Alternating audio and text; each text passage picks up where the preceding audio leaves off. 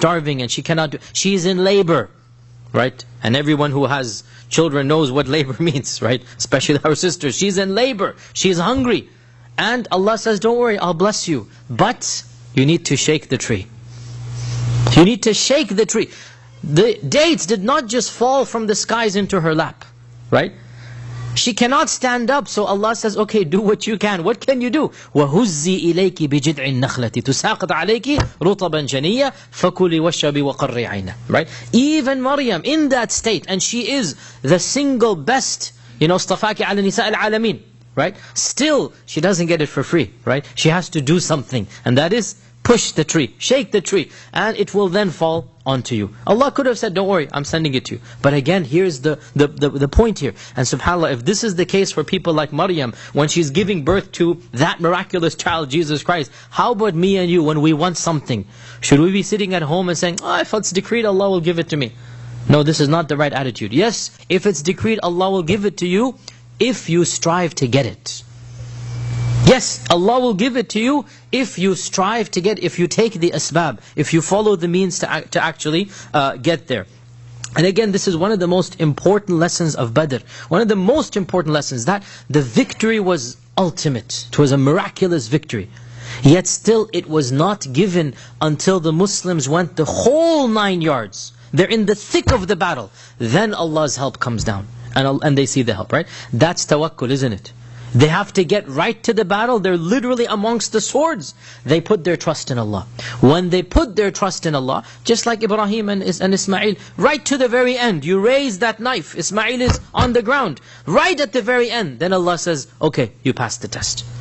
So what Allah wants to see from us is giving it our utmost. Once we give it our utmost, then insha'Allah ta'ala, Allah Azza wa Jal will give us what He has willed and what we deserve to get. And again, clearly their numbers were less, their quality was less, but when they showed that determination, all of this was neglected and ignored, and they got what they wanted.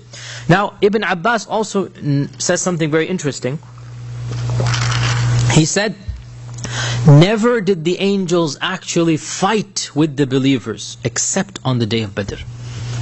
In every other occasion, they merely were backups. They merely were present, but they didn't physically fight. Now this is Ibn Abbas's opinion, and his opinion about these matters is very big. Fi ilm al-ghayb, we take it, as we said many times, when a sahabi says something about ilm al-ghayb, we take it to be a hadith of the Prophet sallallahu alaihi wasallam. So these are some stories about the angels. Many other stories are mentioned as well. Of those stories is Ukasha ibn, it's called Mihsan or Muhsin, both are allowed. Ukasha ibn Mihsan, Ukasha ibn Muhsin. Ukasha, the story of Ukasha. Ukasha radiallahu an.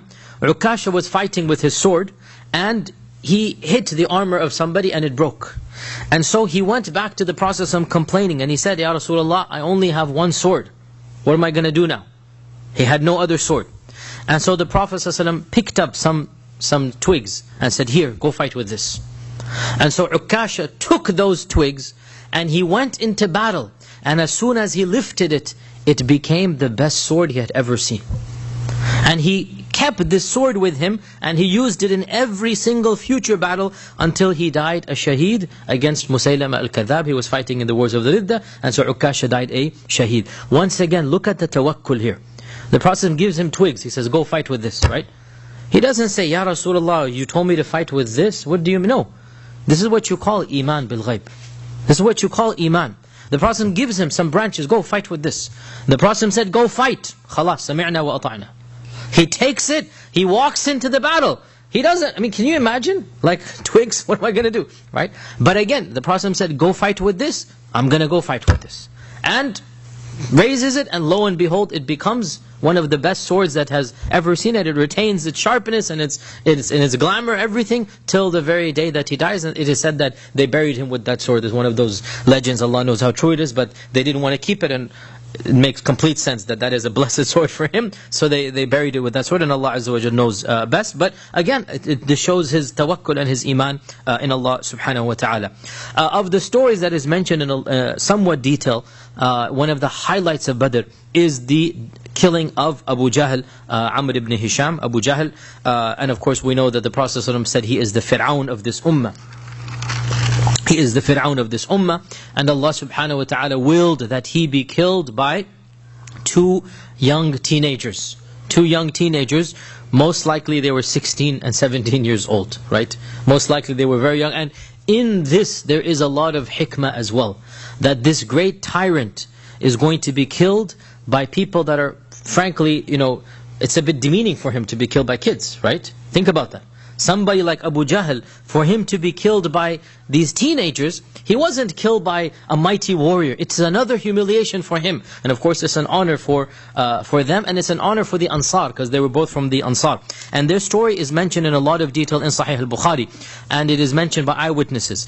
Of those eyewitnesses is Abdurrahman ibn Auf. Abdurrahman ibn Auf says that when we were approaching the army in the Battle of Badr, I wanted to make sure that I was in good company. I was surrounded by strong men.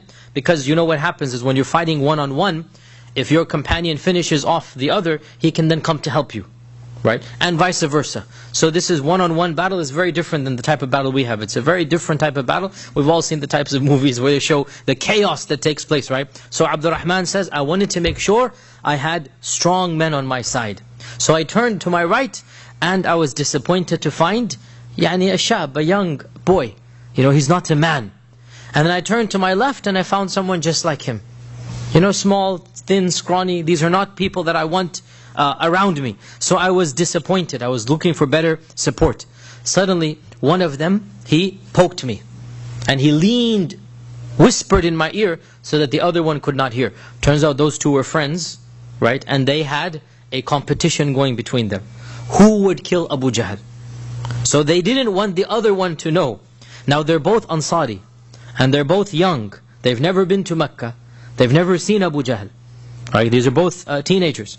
So one of them poked Abdurrahman, and he said, Ya Am, هل رأيت أبا جهل? Have you seen Abu Jahl before? Abdurrahman, of course he's seen Abu Jahl. He goes, Naam, what do you want with him? So he said that I have heard that he has disrespected the Prophet ﷺ, and I have given an oath to Allah, a qasam to Allah, that if I see him, my shadow, it's an Arabic expression, beautiful, my shadow will overlap with his shadow until one of the two of us is dead. Beautiful expression here, right? That close, yeah. That the both shadows are not going to remain standing. We will overlap with one another until one of the two of us is dead. And so Abdurrahman said, if I see him, I'll tell you, don't worry. He goes, barely had I got back to my position when the other one poked me and asked the exact same question. And I told them the exact same answer. So the both of them have a competition, and they don't want their companion to know that they're going to be the first to get there. And so when we were fighting, Abdurrahman said, so when he heard this, he said, I felt comforted that the two of them had spirit now. Even if they're young, they have, mashallah, tabarakallah, spirit. And so when we were fighting, I saw in the distance, Ibn Hajar and others mentioned that Abu Jahl was standing in a grove of trees. So it was a type of protection. So this is the equivalent. The Prophet was in his tent. Abu Jahl is surrounded by shrubs and trees, and he's basically monitoring the army. He is, of course, the main leader of the Quraysh, so he's monitoring the army from there. And he was surrounded by his men, and most importantly by Ikrimah, who was a strong young man, Ikrimah ibn Abi Jahl. And so when I saw him in the distance, I said out loud to the both of them that هَذَا صَاحِبُكُمَا, this is your companion, the one that you asked me about, right? The one that you questioned me, that is them. That is the person there. So he said, as soon as I said this, the both of them darted into the army to get to him. See, they're young, they're a little bit impetuously brave. This is what we expect from impetuous, rash youth, that they don't care about anybody else. They will dart through the entire army, and perhaps because they were young, they were also neglected and ignored by all the people in between. Had they been seniors, they would have been recognized, right? This is another wisdom in their being young, that they're unknown, they're kids, nobody even knows who they are. How are they going to get to the leader of the Quraysh? So they made their way to this grove, to this secluded area, and now we hear of their names. The first of them is Mu'adh ibn Amr al-Jumuh. Mu'adh ibn Amr al-Jumuh. And his father was of the leaders of the Banu Salama. And Mu'adh himself, he was one of the younger people who took the Shahada of the second Treaty of Aqaba. the second Bay'at al-Aqaba, right? So we can say that he must have easily been, because if he took the Shahada, then he must have been around 13 or 14. So he must be at this time around 15, 16 years old, right? He's one of the youngsters who took the Shahada, or the Aqaba, the Ahd of the second treaty of Aqaba. So this is Mu'adh. And he raced forward through the trees, and scared that he's not going to get to Abu Jahl, he jumped with his sword to try to get the remaining distance before somebody stops him. But he wasn't able to get to the upper portion of Abu Jahl because he's still too far away. So from this we can imagine there must have been some people, there must have been an entourage. We can imagine Abu Jahl is not going to be alone. So he comes dashing forth, he jumps as much as he can, but he's not able to get to the upper portion of Abu Jahl. Now you can imagine the whole body is now coming down, and his whole force is in his hand. So the sword comes smashing down onto the left leg of Abu Jahl, and it completely disconnects, swipes its way off, completely. One of the narrators says that the only thing I can compare it to, wallahi, is how a date seed flies away from the grinder when the dates are being grinded. So you know that grindstone, the big heavy grindstone. Imagine you're grinding, one of those dates just fly, just sparks away like that, right? So he says the only thing, that imagery that comes to mind, that leg just flew away like a date flows out of the grinder. So he manages to deal a blow, but this blow is not going to be mortal. Abu Jahl is not going to die. He's going to be one-legged, but he's not going to die simply from one leg being amputated. And when by the time he's cutting his leg off, Ikrimah is trying to defend his father, and so Ikrimah is also lifting his sword to protect his father. And Ikrimah's sword chops off the entire hand of Mu'adh, the entire right arm, the entire, like literally from the shoulder, that Ikrimah is protecting his father. So one sword hits Abu Jahl, the other sword hits the hand of Mu'adh, and it cuts it off completely. Mu'adh later narrates, and he lived one armed for the rest of his life. He didn't have that arm. That Mu'adh narrates that my arm hung to my body by a thin, tendon or something. We don't know what it is. It's just thin skin. It was clinging to my body, and it finally got in my way in Badr. So I put it on my foot, bent down, and then ripped it off. Wallahi, if one of us gets a pinprick, we can't concentrate, huh? If one of us cuts our hand with a knife or something, subhanAllah, that's it. قامت الدنيا وقعدت. We're not able to think, right? Can you imagine? This is a 17-year-old kid, and he's saying the hand began to irritate